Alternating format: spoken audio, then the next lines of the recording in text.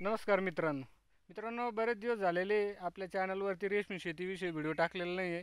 आणि प्रशांत गायकवाड सर यांच्या माध्यमातून अशी कमेंट करण्यात आलेली आहे की रेशीम शेती बंद केली का.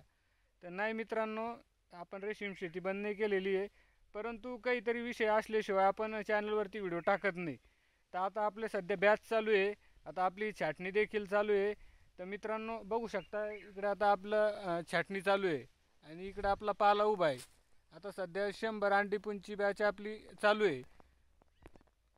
आता सध्या आपली छाटणीच चालू आहे आणि आपली मशीनसुद्धा बघू शकता, बेल्ट आहे गाळ्यामध्ये आणि इथं मशीनसुद्धा बघू शकता. आणि ह्या आता जस्ट कापलेला आपण पाला आहे, हिरवा पाला मशीननं छाटणी मारणं चालू आहे. तर मित्रांनो, आता ही बॅच आहे आपली 100 अंडीपुंची आहे.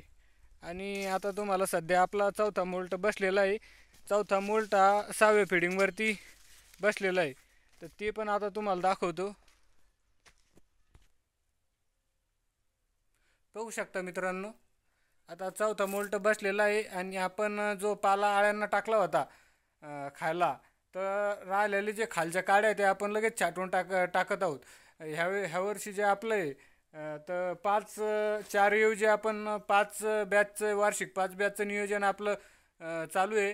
त्या पद्धतीनं आपण लगेच मागं छाटणी मारत आहोत.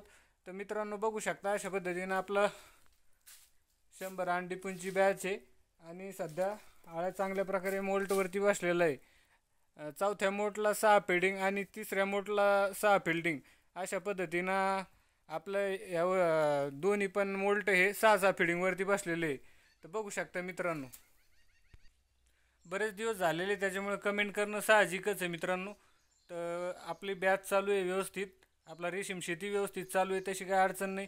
परंतु रेशीम शेतीबरोबरच आपण जे आपल्या इतर पिकं आहे, कापूस असेल, सोयाबीन असेल, तूर असेल, अशा पद्धती यासुद्धा आपण पिकाचे व्हिडिओ जे आपल्या अनुभवानुसार असतात त्याच्याबद्दल ते पण मी या चॅनलच्या माध्यमातून शेअर करण्याचा प्रयत्न करतो.